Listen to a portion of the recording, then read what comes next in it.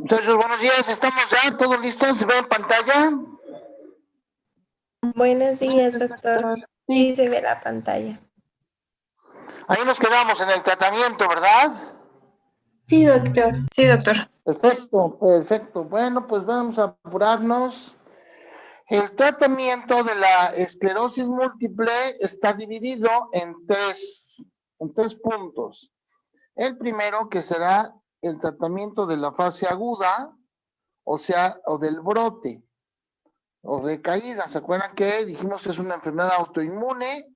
La mayor parte de las veces en la variedad que se llama remitente recurrente, o sea, queda como con picos o brotes, y entonces cada vez que hay un brote necesitamos dar un tratamiento para la fase aguda, o la recaída, que también se les llama así. También un tratamiento preventivo o crónico de la enfermedad, que ahora sabemos que si no hacemos esto del tratamiento, el cerebro va perdiendo volumen con el paso del tiempo por el hecho de haber tenido ya lesiones desmielinizantes previas. El tratamiento crónico o preventivo es con inmunomoduladores o inmunosupresores, tratando de cambiar o mejorar, y en algunos casos, como lo vamos a ver, hasta, si es posible, resetear completamente, valga la palabra, el sistema inmunológico del paciente para que pues ya no tenga esa formación de autoanticuerpos. Y por último, el tratamiento sintomático, que implica el manejo de las complicaciones, de la espasticidad, del insomnio, de la depresión, etcétera, e incluso también la fisioterapia o terapia de rehabilitación. Empezamos entonces con el tratamiento de la fase aguda. No sin antes mencionar que todavía es una enfermedad incurable. Todavía no existe el tratamiento. Todavía no existe el tratamiento que pueda hacerlo, aunque los estudios con inmunomoduladores o tratamientos modificadores de la enfermedad, con monoclonales, ya se está logrando cambiar el sistema inmunológico completamente, pero todavía no es un hecho. Bien, entonces, el paciente cuando llega con la fase aguda o en el brote, se utiliza metilprednisolona, que son corticoides intravenosas, por 3 a 7 días en lo que se llaman bolus. La metilprednisolona viene en ampolletas de 500 miligramos y se pone una ampolleta diluida en cada 6, dependiendo del caso, o cada 8 o cada 12 horas, que es así una forma agresiva de manejar el brote, pero que entre más pronto empecemos con el esteroide, que es la metilprednisolona, más tendremos resultados positivos y menos secuelas que dará el paciente después de un brote. Una vez terminados estos días intravenosos, lo que sigue es utilizar prednisona. Seguimos con prednisona vía oral hasta irla disminuyendo paulatinamente.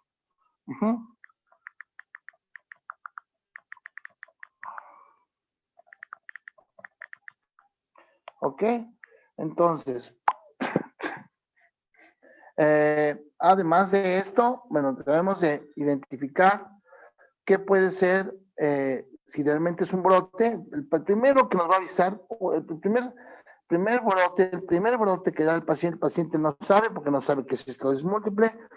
A veces tarda mucho tiempo en tener el diagnóstico, pero ya, una vez que sabe que él tiene esclerosis múltiple, pues el paciente va a estar muy nervioso porque cualquier cosa va a pensar que es un nuevo brote.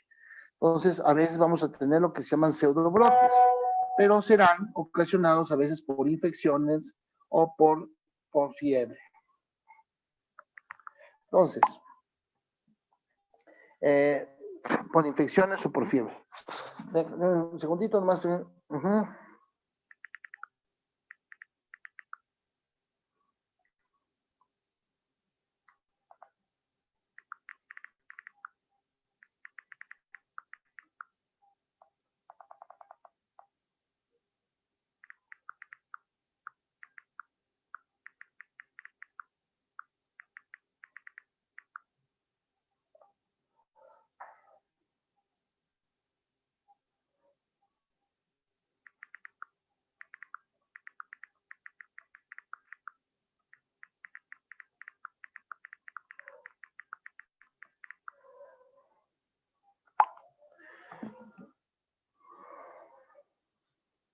Bien, entonces, ¿cuándo es un pseudobrote? Para que quede claro, fíjense, el paciente que tiene una lesión previa, vamos a ver, aquí está así, aquí está el cerebro, y tiene una lesión aquí, el paciente tiene una lesión previa.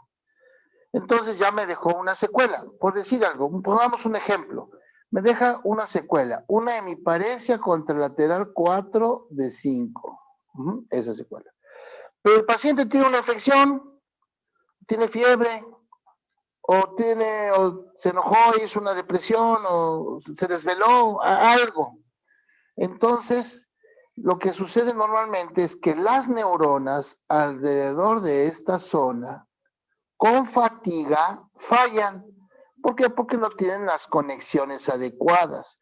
Y como fallan con fatiga, con infección, con cualquier desencadenante, esa hemiparesia se convertirá en 3 de 5.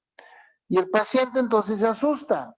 Sin embargo, al corregir la fiebre, a corregir el descansar, a corregir la fatiga, entonces regresará otra vez a la normalidad que tenía. Por eso tenemos que estar pendientes y no todos los brotes, no de repente, no todos los síntomas son brote. El paciente lo va a sentir así, pero no necesariamente. ¿Sí? Bien. Ahora, una vez que el paciente ya salió del brote, una vez que salió del brote, entonces lo que sigue es ya dar un tratamiento de crónico o modificador, así se llama ahora, modificador del curso de la enfermedad. Y usamos inmunosupresores, que así se llamaba antes a la azatioprina o al metotrexate, y ahora usamos también lo que se llama inmunomoduladores como el acetato de glatiramel. Los interferones, que fueron los primeros que empezaron con potencia, y algunos otros monoclonales, el fingolimod y otros monoclonales que vamos a ver más adelante. Los que primero empezaron fueron los interferones, desgraciadamente situaciones muy complejas, porque un interferón, imagínense, paciente que a los 26, 28 años le diagnostican esclerosis múltiple y ahora tiene que estarse inyectando diariamente un interferón, pues realmente es terriblemente feo. Claro que los han cambiado, el interferón beta y demás han cambiado y ahora ya puede ser cada semana, cada 15 días, pero bueno, más potentes que los interferones son los anticuerpos monoclonales.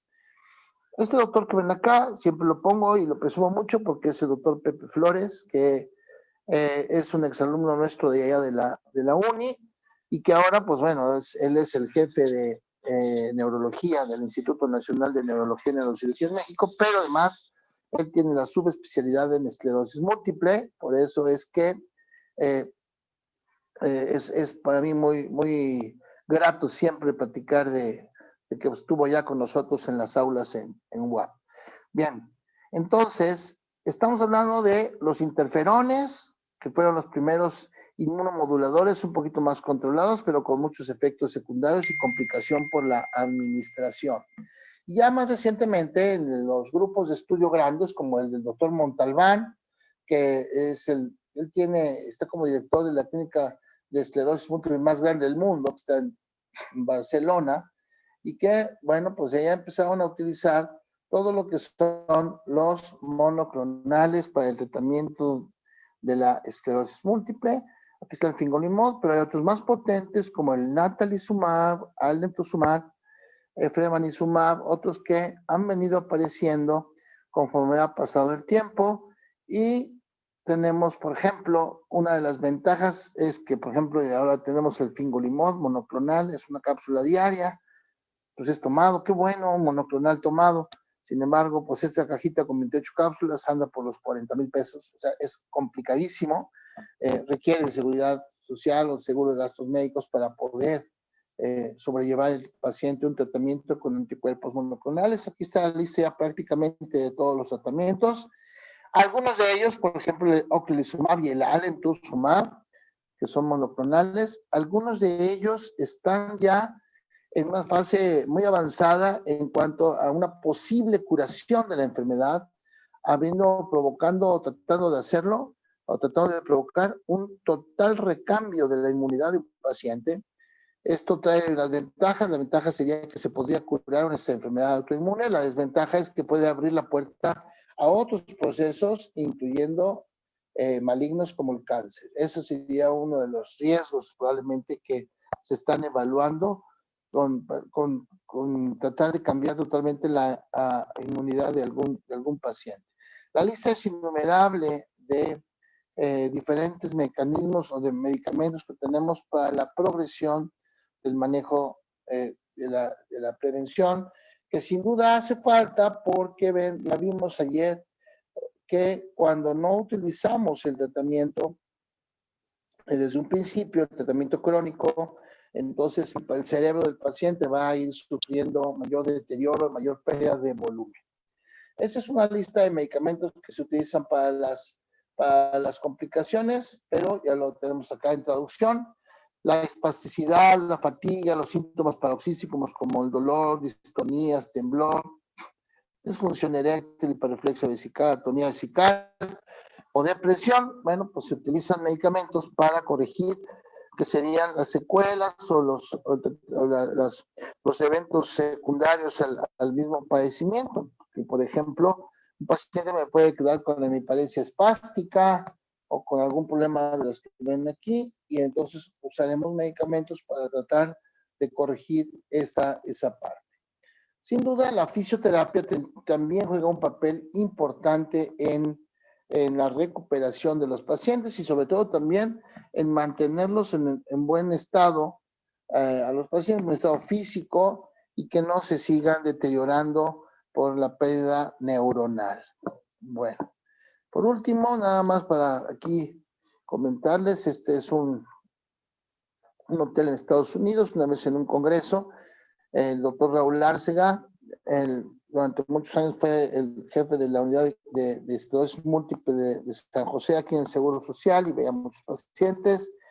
Y bueno, eso es un dato curioso porque íbamos a un congreso, todos los días en la mañana caminábamos hasta acá, al centro de congresos en Chicago precisamente, y atravesábamos de repente hasta que nos dimos cuenta que estos dos gancitos que siempre iban en la mañana, iban al otro parque, entonces siempre llegaban y atravesaban por el área peatonal, son muy decentes, y el regreso, que era precisamente como las 6 de la tarde, ya habíamos de regreso, también ellos atravesaban de regreso porque iban a un laguito que estaba ahí, ya venían de regreso y volvían a atravesar por el área peatonal, cosa que a veces nosotros no hacemos. Y eso me llamó la atención porque, pues, de hecho esperaban el semáforo verde, que ese es otro video que encontré por ahí. Este es el semáforo en rojo y esos patitos están aquí esperando el semáforo en verde. Una vez que el semáforo verde cambia, ellos automáticamente pasan porque están educados en primer mundo, ¿no? Esto, pues, por supuesto, no tiene nada que ver con eso que están pensando, no tiene nada que ver con la esclerosis múltiple, pero bueno, son estrategias neurológicas para recordar muchas cosas y son para mantener a las neuronas funcionando 100% y que no bajen las funciones mentales superiores. Lo pongo para mí, para acordarme yo, pero obviamente pues, lo comparto con ustedes para que también estén al 100 dependientes en todo. ¿Alguna pregunta acá de esclerosis múltiple?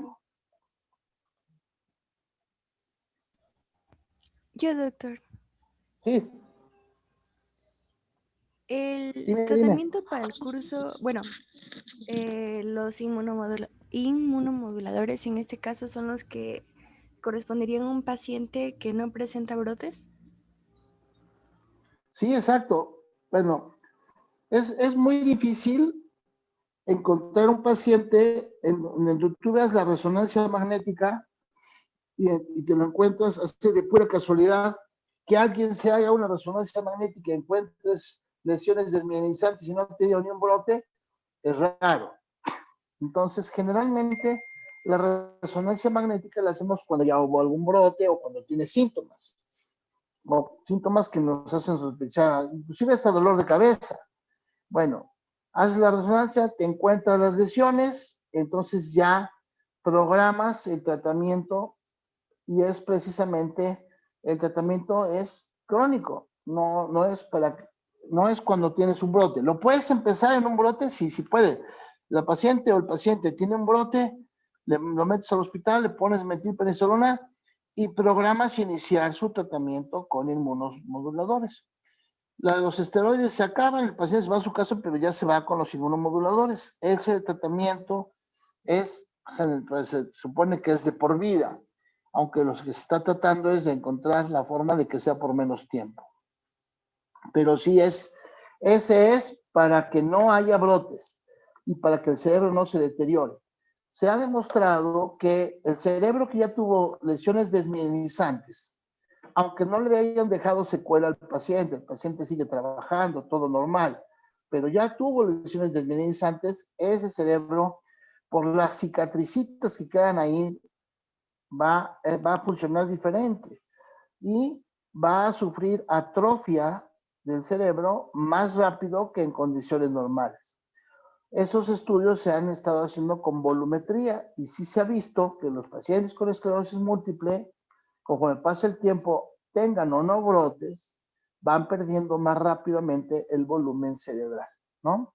Entonces, por eso es importante tratar de que el paciente tenga su tratamiento inmunomodulador, que te digo, a nivel de seguro social tienen prácticamente todos, evidentemente usan los que son un poquito más baratos, porque no creo que son muchísimo más baratos, pero los interferones son muy utilizados, pero pueden en el seguro social tienen prácticamente todos, tienen incluso hasta el fingolimod, que es vía oral, pero sí lo utilizan poco, porque sí es más caro que los demás, pero sí, ese es el punto, iniciar el tratamiento lo más pronto posible, aunque el paciente no tenga brotes en ese momento.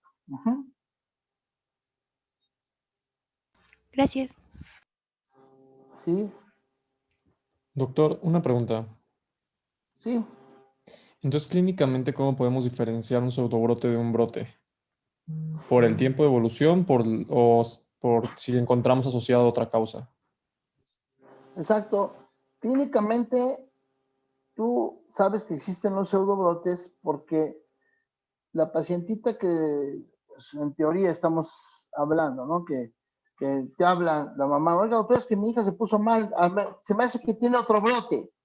A ver, ¿qué le pasa? No, pues es que tuvo calentura, tuvo gripa y hoy, ya hoy mueve menos la pierna, ¿no? Y el brazo lo mueve menos. Bueno, entonces, lo más seguro ahí en ese caso es que clínicamente cuando tú lo revisas no va a haber mucha diferencia. Ella se siente más mal, pero no va a haber mucha diferencia. Generalmente hay un desencadenante, por ejemplo, la fiebre es uno de ellos. No, es que no durmió 2 días porque tuvo exámenes en la universidad, entonces no durmió y ahí está, ya empeoró y no. Y un pseudobrote en 24 horas está al 100%, se compone, pues, se mejora. Menos de 24 horas, pero bueno, puedes dar 24 horas para eso. ¿Qué es lo que podemos hacer para no cruzarnos de brazos? Bueno, lo que puedes hacer, lo que normalmente hacemos, estamos casi seguros que es un pseudobrote, pero lo que podemos hacer es, le puedes mandar una inyeccióncita de diprospan, que es betametasona. La betametasona, pues no le cae mal, le ayuda, si es que fuera un brote, ayuda, no es ni la metilprednisolona ni dexametasona, que son la acción más rápida, pero la betametasona es un esteroide de depósito que le va a durar 20 días o algo así, pero con eso estás protegiendo al paciente. No podemos poner betametasona cada mes. La dosis máxima sugerida es de 2 veces al año o cada 6 meses. Pero eso podemos hacer si tenemos duda. Pero generalmente en 24 horas el paciente o la paciente está como estaba antes, quiere decir que no fue brote y que seguramente hubo algo que fatigó a su cerebro, lo puso a trabajar más y entonces se incrementó una secuela que ya tiene y que es fácil que pueda incrementarse porque ya su cerebro en esa área no está funcionando igual. Pero aquí lo más importante es generalmente asociarlo con algo que está desencadenándolo y que mejore en las siguientes horas. Ok, doctor. Y otra pregunta. ¿La múltiple presencia de pseudobrotes puede desencadenar un brote? Por La ejemplo, porque también múltiple un presencia pseudobrote de puede... pseudobrotes, no como tal, pero si tú tienes muchos pseudobrotes, puedes tener un paciente con mucha ansiedad y con depresión. Y eso sí te puede desencadenar un brote. O sea, haz de cuenta que ya de por sí es un golpe en la vida fuerte que tienen el diagnóstico de esclerosis múltiple. Entonces, si tú tienes un pseudobrote y otro, y otro, y otro, o sea, ya andas como con mucho estrés, con mucha presión. Eso, la ansiedad o la depresión, sí te pueden desencadenar otro brote, sí puede ser el factor importante, ¿no? El estado emocional, más que los pseudobrotes como tal. Ajá. Ok, doctor, gracias. Muy Doctor, bien. disculpe, ¿y a largo plazo actualmente cuál sería el pronóstico de estos pacientes? Bueno, es que es muy variable porque depende de qué tan dañado estén. Tenemos pacientes que tienen 15 años con diagnóstico y están estables, bien, otros que en 3, 4 años se deterioraron mucho. Depende de muchas cosas, de cómo empezó la enfermedad. Eh, Hay una división, dices, buen pronóstico, mal pronóstico. Puse en días pasados una situación de mal pronóstico, que ahí están viendo ahorita, cuando eso es mal pronóstico, debut en edad avanzada, enfermedad progresiva desde el principio con síntomas graves, signos motores cerebrosos, o sea, síntomas de dos lados al mismo tiempo, escasa recuperación después de son datos de mal pronóstico. Claro, lo vemos un poquito más frecuente en mujeres y pueden tener todo también como lo que aparece aquí, ser mujeres y tener de todos modos estas características. Depende más bien de eso. Tengo muchos pacientes jóvenes, estudiantes de universidad y todo, que evolucionaron muy rápido y que tienen mucha secuela, que andan con bastón, que andan con andadera, y otros pacientes que a lo mejor su evolución, aún teniendo lesiones grandes, pudo haber sido mejor y a lo mejor depende de muchos factores en cuanto al pronóstico. Ahora, lo ideal es, sí, llevar un tratamiento de base, mucha fisioterapia y tratar de ir evitando aquellas patologías paralelas que puedan venirse presentando, empezando, como decía hace rato, de la ansiedad y la depresión. Y bueno, pues ese es el panorama, pero no es el pronóstico va a depender del grado de afección, que es muy variable y que, bueno, puede ser muy buen pronóstico si el paciente sigue sus medicamentos adecuadamente, si las lesiones no fueron muchas, si hace su fisioterapia, si está en tranquilidad. Y tenemos pacientes con más de 20 años con diagnóstico y que se han mantenido prácticamente sin un nuevo brote. Uh-huh. Sí, doctor, gracias. Doctor, disculpe, ¿el tratamiento es igual en todos los tipos de esclerosis múltiple? Sí, es igual. Ahí está el tratamiento. Vamos a decir, es igual, aunque puede haber ya en centros muy especializados, de acuerdo a la variedad, al tipo de esclerosis que se presenta, la gravedad del caso, al tiempo de retraso del tratamiento, de eso ya se trata, se inclina la balanza sobre uno sobre otro. Por ejemplo, en un paciente, ellos mencionan, por ejemplo, pacientes de buen pronóstico son aquellos que tienen solamente lesiones, por ejemplo, supratentoriales y no tienen lesiones infratentoriales. Es de buen pronóstico. Realmente el pronóstico no es tanto así. Es una división para escoger el medicamento que se utiliza. Si el paciente tiene lesiones solamente supratentoriales, vamos a decir, es de buen pronóstico. O solamente tiene lesiones en médula espinal, o sea, infratentoriales, es buen pronóstico, solamente. Y si tiene tanto supra como infratentoriales, ya cambia y se dice que es de mal pronóstico. Entonces, por ejemplo, en el Seguro Social, casi siempre empiezan con los interferones. Ese sería como que los medicamentos, así como que de elección, son los interferones. Ya en algún momento pueden irse a un monoclonal más agresivo como el natalizumab, que serían como que los patrones de inicio, ¿no? De acuerdo. Ahora, de todos estos, el único vía oral que es menos agresivo es el fingolimod. Lo tiene el cuadro básico del Seguro Social, pero es más caro que todos los demás. Le sale más caro al Seguro Social comprar fingolimod para los pacientes que inyectarles interferón o natalizumab o alguno de estos. Entonces, depende del caso. Entonces, por ejemplo, un caso leve, tú lo puedes manejar inicialmente con fingolimod. Si es más agresivo, natalizumab, ¿no? Un paciente que ha tenido ya 2 o 3 brotes, pues cualquiera de los dos de arriba, ocre o alentos, que son mucho más potentes.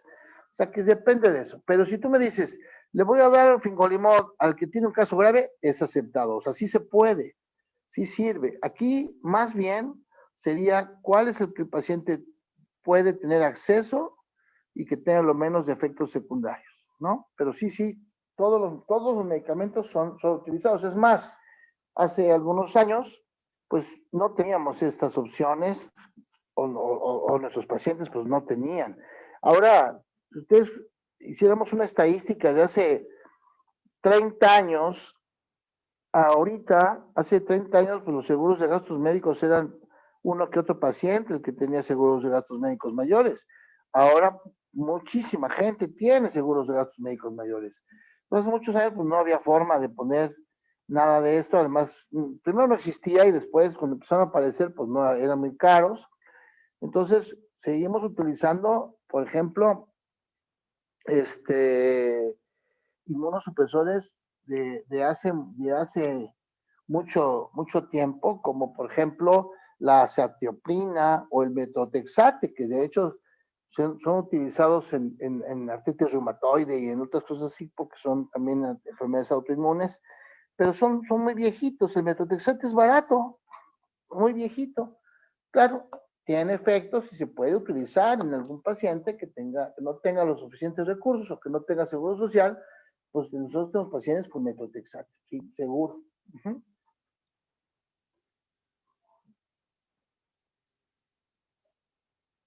¿Algo más? Gracias, doctor. Bueno. A ver, chavos. Entonces, como ya les dije que tienen que preparar un tema, ¿no? ¿No les he dicho? No. No, doctor. Doctor, parece que no, doctor. Ahorita, miren, el lunes creo que no hay clase porque es festivo. Entonces, el martes, ustedes van a dar el tema. No el tema de miastenia, ese se los voy a dar ahorita. El martes, ustedes me van a hacer el favor de preparar el tema de esclerosis lateral amiotrófica. Así, con 5 o 6 imágenes, muy sencillito, pero así como yo pongo las pues para que preparen información, pueden bajar por ahí un videito de internet, es muy padre. Entonces, esclerosis lateral amiotrófica, máximo 10 diapositivas, para que el martes, ustedes lo preparan, cada quien en forma individual lo prepara, lo tienen listo, el martes yo hago un sorteo, digo quién pasa y esa persona nos hace el favor de compartir su pantalla y da el tema, ¿sale? El martes. Hoy es jueves, viernes, sábado, domingo, lunes, o sea, 4 días para preparar un tema de 5 o 7 diapositivas, muy sencillito, realmente no se trata de más que de que conozcan la ELA, enfermedad esclerosis lateral amiotrófica. Mientras, para aprovechar estos minutos que nos quedan, vamos a platicar brevemente de la miastenia gravis. La miastenia gravis fue descrita otra vez por este señor que anduvo muy inquieto durante su vida. Thomas Willis describe también la miastenia gravis en 1672, además de ya haber descrito el polígono que lleva su nombre. Y la miastenia gravis afecta aproximadamente a 5 de cada 100,000 personas. Es más frecuente en el norte de Europa, la prevalencia puede ser hasta 3 veces superior, y algunas de las formas de esta enfermedad de miastenia gravis, que vamos a revisar ahorita, van asociadas con el crecimiento del timo, ya sea por un crecimiento de sus células o simplemente sus células o la presencia de un tumor llamado timoma. 2 picos de edad, de los 10 a los 30 años y de los 60 a los 70 años, cuando se presenta la enfermedad miastenia gravis, que es una enfermedad autoinmune. Ahora que estamos hablando de los problemas autoinmunes, se presentan anticuerpos contra los receptores de la acetilcolina, ¿sí? Entonces hay anticuerpos que van a bloquear los receptores de la acetilcolina en la unión neuromuscular. Bien, la placa neuromuscular o la unión neuromuscular que ven ustedes aquí, como se ve claramente, las fibras musculares, y aquí tengo ya una terminación neuronal con sus diferentes uniones en la placa neuromuscular. Acá estarían las sinapsis, y aquí lo vamos a ver ahorita más bonito. Ahí están las sinapsis, vean, ahí vamos a pasarlo. La causa primaria parece estar en la producción de anticuerpos frente a los receptores de acetilcolina. Y esto impide la actuación del neurotransmisor, alterando precisamente su función desde el punto de vista motor. De manera entonces que la parte más importante va a ser acá. Vean, aquí está nuestro esquema. La neurona motora, aquí están la placa neuromuscular, el músculo, las fibras musculares. Y entonces, normalmente la contracción viene el impulso eléctrico y la contractura muscular normal, dado por la acción de los receptores de acetilcolina en la membrana postsináptica. Esto genera un potencial de acción y que si es de actividad suficiente, entonces tendremos una modulación diferente, adecuada. El receptor postsináptico de la acetilcolina en el músculo esquelético es el blanco en la respuesta autoinmune en la miastenia gravis. Los receptores para acetilcolina, aquí están, estos son los receptores para acetilcolina,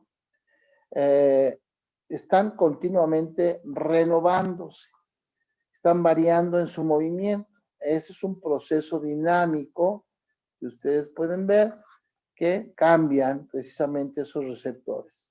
Ese proceso dinámico tiene que ver mucho con el movimiento. Nuevamente, tiene que ver con el reposo y el movimiento. Entonces, en el caso de la miastenia gravis, cada vez que el paciente despierta por la mañana, despierta con sus receptores en forma adecuada. Conforme empieza a hacer ejercicio, conforme empieza a moverse, simplemente comer, caminar, etcétera, mover la vista, entonces empieza a perder los receptores porque los anticuerpos bloquean a los receptores postsinápticos. Entonces ya no empieza a funcionar la acetilcolina y el paciente empieza a tener pérdida de la función motora. Esa es una microfotografía de una membrana presináptica, la membrana postsináptica, ahí está toda la acetilcolina lista para funcionar en la membrana postsináptica con la placa neuromuscular. Bien, entonces, aquí vienen todos esos cambios, son los que ya les dije. Ahí va. Bien, de manera que la disminución del número de receptores de acetilcolina postsinápticos va a ser nuestro problema. Ahí está la sinapsis neuronal, la placa neuromuscular, aquí está ya el músculo, aquí está la membrana postsináptica, la membrana presináptica, la liberación de acetilcolina, y acá precisamente en cada uno de esos cuadritos pues son los canales iónicos, son los canales que se van a bloquear por los receptores, por los anticuerpos para los receptores. ¿Qué es lo que sucede con ese problema? Bueno, con esa situación, la membrana postsináptica se daña, cambia. Y con la fatiga, con la actividad, con el uso, va a pasar eso que están viendo ahí en la membrana postsináptica. El paciente entonces ya todo debilucho, va y se acuesta, se duerme 2-3 horas, descansa, y cuando descansa mejora nuevamente la membrana postsináptica para que funcione mejor. Bien. Entonces, el origen de este padecimiento es autoinmune y se ha relacionado por ahí del 70-75% de los casos con una alteración a nivel del timo, ya sea hiperplasia de células germinales o de plano la presencia de un tumor, un timoma. Por eso es obligado a los pacientes con diagnóstico de miastenia gravis hacerles tomografía de mediastino, bueno, tomografía de tórax para ver la presencia de un posible tumor a ese nivel, a nivel de timo. Entonces ya dijimos, más o menos el 70% de los casos tienen hiperplasia prostática, de timo, y muchos de los casos también van asociados a hipotiroidismo. Tiene que ver con situaciones de funcionamiento hormonal. Los síntomas empeoran en el día progresivamente con el uso repetitivo de los músculos, como leer, masticar o moverse. Es decir, se va cansando el paciente conforme va pasando el día. Y cada vez que hace más ejercicio, pues más falta de fuerza va a tener por la actividad muscular. Bien. Los músculos vulvares, movimiento de los pares craneales, facial, deglución, masticación, etcétera, y de las extremidades son los más comúnmente afectados. Justifican los síntomas de la debilidad general, la ptosis y la diplopia, sí, porque se afectan los músculos extraoculares también. Sin embargo, lo que sería el músculo liso y el músculo cardíaco, pues no se afectan porque tienen una antigenicidad diferente al resto de los músculos esqueléticos. Bien, se afectan frecuentemente los pares craneales, pero no por el nervio prácticamente, sino por la unión neuromuscular. Por lo tanto, vamos a tener ptosis palpebral, como ya hemos visto. Vamos a tener también sin mover su debilidad, cabeza, nada más con y sus poros. diplopia, por afección precisamente de los músculos extraoculares. Vamos a tener diplopia, vamos a tener parálisis facial o debilidad facial. Sería uno de los casos de parálisis facial bilateral también, que podemos tener afección de los músculos vulvares, disfagia y disartria. Bien, en general, cuando el paciente afecta también los músculos de su musculatura esquelética, entonces vamos a tener que, evidentemente, el paciente entre más se mueve, empeora el movimiento y disminuye. Entonces tiene que mejorar con el descanso. Los reflejos de estiramiento muscular están disminuidos o ausentes y no hay ninguna alteración de la función sensitiva ni del cerebro. Es exclusivamente motor. Casi todos los pacientes con miastenia gravis tienen anticuerpos contra la acetilcolina. La hiperplasia del timo o el timoma se han visto en el 70 y algo % de los casos. Por lo tanto, se sospecha que el timo es el sitio de producción de los anticuerpos, pero el estímulo que inicia el proceso autoinmune aún se desconoce. La crisis miasténica es el grado más severo de miastenia gravis, por lo que la debilidad extrema de los músculos respiratorios resulta en falla respiratoria requiriendo forzosamente ventilación asistida. Otras enfermedades que pueden presentar estos síntomas: botulismo, hipotiroidismo y lesiones de masa intracraneal, aumento de la presión intracraneal. Osserman, hace muchos años, presenta su clasificación, que la seguimos utilizando hasta la fecha, basada no solamente en el inicio de la enfermedad, la rapidez de la misma, sino también cómo se fueron instaurando los síntomas y adquiriendo la gravedad y el patrón de distribución de los músculos afectados. Por ejemplo, se divide la miastenia gravis en miastenia infantil, que tiene 3 subtipos, y la miastenia del adulto. La miastenia infantil, la neonatal, fíjense, la mamá tiene anticuerpos ante acetilcolina. El niño no los tiene, pero el niño viene dentro de la mamá. Los 12 al 15% de las madres que tienen miastenia tienen un hijo que en los primeros meses tiene todavía en su sangrecita el bebé, tiene todavía anticuerpos antireceptores de acetilcolina, por lo tanto va a estar flácido, ¿sí? Va a ser un niño que va a tener muchos problemas de desarrollo inicialmente, de 6 a 12 semanas, porque a las 12 semanas ya se elimina totalmente los anticuerpos antireceptor de acetilcolina. Y bueno, si naciera un segundo hijo, tiene el 90% de posibilidades de tener miastenia. Pero cuando nace el niño hipotónico, afección muscular severa, dificultad para la succión y deglución, insuficiencia respiratoria, otra afección de pares craneales como el facial, por ejemplo, los oculomotores. El proceso sucede por los anticuerpos contra los receptores de acetilcolina que pasan por la placenta de la madre. Entonces, pues ese niño que quedó con algunos anticuerpos, todavía vas a tener problemas hasta irse rehabilitando y hasta que se eliminen los anticuerpos totalmente. La congénita puede transcurrir varios meses antes de ser detectada. No se encuentran anticuerpos en la madre. No hay historia familiar, pero el niño sí tiene sus anticuerpos, antirreceptor de acetilcolina, y lo vemos porque, por ejemplo, tiene un cuadro clínico que vamos a ver desde hoy en adelante que puede corresponder a debilidad muscular. El niño resulta que amanece bien, se despierta normal, pero conforme va pasando el día, va teniendo, dice, mamá tiene mucho sueño, se le están cayendo los párpados, pero más bien es una ptosis palpebral que va pasando permanentemente. Bien, la miastenia juvenil es una forma permanente de miastenia. La madre no tiene miastenia, esta niña empieza en la pubertad, las niñas tienen 6 veces más frecuente de miastenia que los chavos, pueden presentarse en una misma familia, de 2 miembros de la misma familia, generalmente empiezan con la oftalmoplegia, ptosis palpebral o ptosis bilateral, que es lo más frecuente, generalmente les va muy bien. La ptosis hace que el niño tenga que estar alzando su cabeza para ver enfrente, porque hay ptosis palpebral severa. Esto sucede en la miastenia gravis juvenil, que son de mejor pronóstico. Y sobre todo que nada más ha afectado hasta ahorita, lo que les he platicado que ha afectado nada más ha sido músculos extraoculares. Pero ahorita vamos a ver lo demás. La miastenia del adulto es la prevalencia de 25 a 125 casos por millón de personas. Es 2 veces más frecuente en mujeres que en hombres, pico máximo a los 28 años, mientras que los hombres tienen su pico a los 50.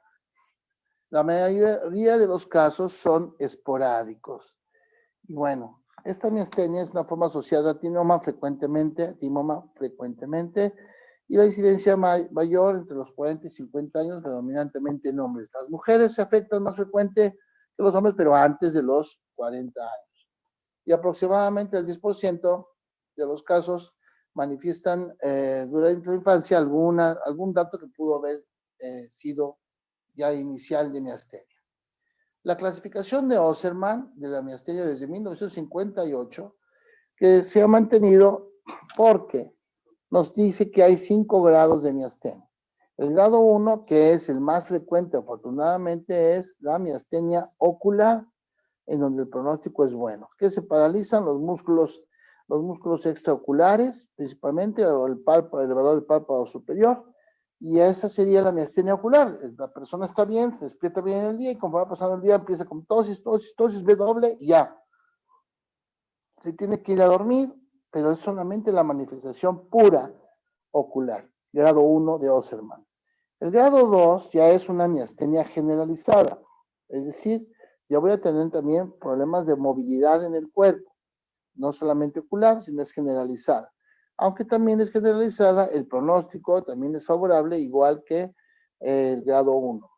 El grado 2B es una miastenia generalizada, pero esta ya tiene afección de los músculos controlados por el bulbo raquídeo, de manera que el pronóstico, vean ustedes que ya cambió, ahora ya es regular, es insospechado, porque ahora en este caso, al haber afección vulvar, ya tengo problemas respiratorios, ya tengo problemas de movilidad, de músculos de la deglución también, etcétera.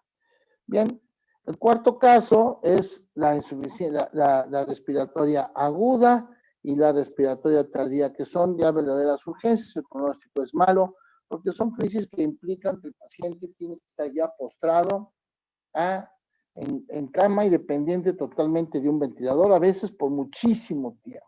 Bien, la miastenia ocular afortunadamente es la más frecuente, pero el 60% de los casos puede evolucionar a una miastenia más elevada, que no me voy a tener, lo que ya acabamos de explicarles. En cuanto a la afección fulminante, porque la afección de los músculos inervados por el bulbo raquídeo, por lo tanto, además del problema de insuficiencia respiratoria, tendremos la posibilidad de disfagia y algunos otros síntomas. La miastenia gravis tardía, que son las crisis muy severas y que el paciente también se encuentra ya postrado en cama con ventilador asistido, ya traqueotomía, y generalmente la progresión pudo haber sido gradual o brusca inicialmente, pero llegó a que se comprometen los músculos de la deglución y la respiración.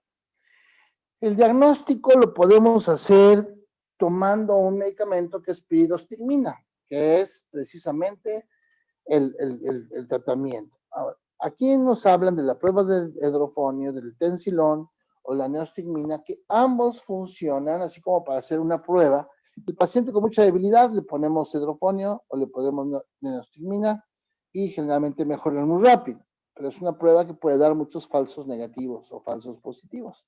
Entonces, por eso es que casi no usamos esas pruebas farmacológicas. Lo que sí es importante existe es pedir en el laboratorio a un paciente que tiene clínicamente un cuadro de miastenia, hay que pedirle anticuerpos, o sea, medición de anticuerpos antirreceptor de acetilcolina. Eso se tiene que pedir y con esa prueba tengo suficiente. Obviamente, también tengo un paciente que tiene un cuadro clínico compatible con miastenia. Estudios más sofisticados como la electromiografía de fibra única, pues son también determinantes. Podemos ver claramente la actividad neuromuscular y poder hacer el diagnóstico con este tipo de estudios, que sin embargo, por otro lado, pues sí son algo cariñosos. Por eso, pues a veces no todos los pacientes pueden pagar un estudio de esta naturaleza y es mejor, pues irnos directamente a la prueba a la prueba en sangre para medir los anticuerpos ante el receptor de acetilcolina. Eso sería lo ideal, ¿no? El diagnóstico diferencial es con todo aquello que pueda provocar parálisis de algunos músculos. Aquí tiene varias situaciones importantes. Dos padecimientos con los que neurológicamente vale la pena hacer diagnóstico diferencial, aunque cambian. Uno de ellos es el síndrome de Guillain-Barré, que también es una parálisis rápidamente progresiva ascendente. Y el otro síndrome que también puede tener es el síndrome de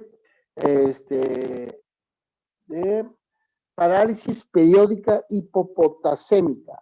También, nada más que la diferencia es que el paciente con la parálisis periódica hipopotasémica se va a cenar, cena muchísimo, llega, se acuesta, se duerme y al día siguiente no se puede mover. Está cuadripléjico. Bueno, esa pérdida de fuerza es así, súbita, pero esa pérdida es durante la noche generalmente y no con la actividad física. El tratamiento actual se usan anticolinesterásicos como la neostigmina o la piridostigmina. El nombre comercial es Mestinón. Y la pastillita esa, pues si no tenemos muchos recursos, es suficiente, porque le puedo hacer yo una determinación y la observación de que el paciente tome su medicamento en cuanto baje la fuerza y ver qué tanto puede en algún momento recuperar esa fuerza, ¿no? Eso es lo que podríamos utilizar también como prueba diagnóstica. El nombre comercial Amestinol les va muy bien a los pacientes. ¿Y qué es lo que hace? Baja los anticuerpos para acetilcolinesterasa. Bien, es lo que más se utiliza. Claro, en algunas situaciones, en unas etapas avanzadas, podemos también utilizar acá inmunoglobulinas, podemos plasmaféresis, incluso ya en la actualidad también hay anticuerpos monoclonales que son los que se están utilizando, como el rituximab, y también se están obteniendo buenos resultados. Esto todavía está cambiando. Aquí la diferencia de la miastenia gravis con la esclerosis múltiple es que la miastenia es mucho menos frecuente que la esclerosis múltiple y por eso es que generalmente les va muy bien a los pacientes en fases iniciales. Entonces, ya saben lo que está pasando. La miastenia ocular, afortunadamente, es la más frecuente porque es la menos incapacitante, la menos agresiva y el paciente mejora rápidamente con tabletitas de piridostigmina. La otra es, bueno, desgraciadamente algunos pacientes pasan a la fase 2, 2A o 2B y que presentan The debilidad arms and legs generalizada. can Vean, also be este affected, paciente as you can a lo see mejor in va this en clip of the bicicleta sufferer who's de not taking 2 medication. kilómetros y ya se cansó. The cause of the Ya weak no tiene fuerza suficiente para incorporarse. O este otro paciente, también complicated, but it's chavo, important we que vean understand what's cómo vean la happening because debilidad. it tells us how we Está muy diagnose it cansado y and está muy how débil treatments work. porque tiene precisamente miastenia gravis. Bueno, ¿alguna pregunta del temita, chavos?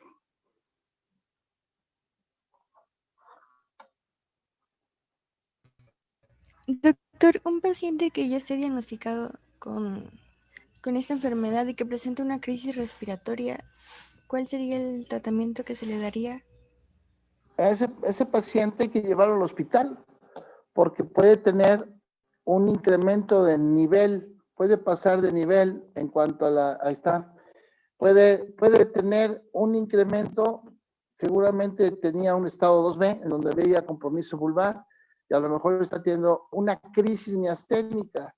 Entonces hay que llevarlo al hospital de inmediato porque es un paciente, aquí está miastenia aguda fulminante generalizada moderada, es esta, tardía.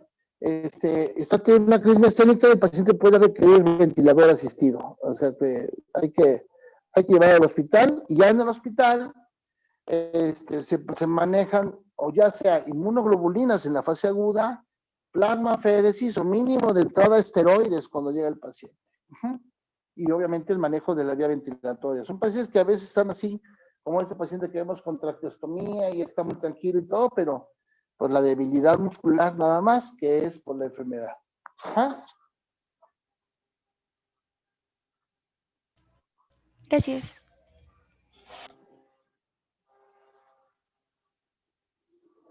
Doctor, ¿la mortalidad de Sí. estos pacientes es alta?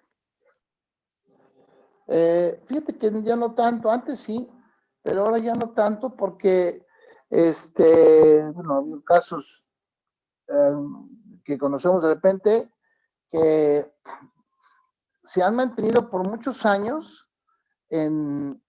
bajo tratamiento, por ejemplo, grado 4, miastenia gravis tardía, en pacientes que a lo mejor tienen los recursos, pueden estar recibiendo sus anticuerpos monoclonales y pueden estar estables por muchos años, pueden mantener un control total sobre esto. Entonces, la mortalidad no es alta. La enfermedad es poco frecuente y la mortalidad generalmente no es nada alta con ellos, ¿no?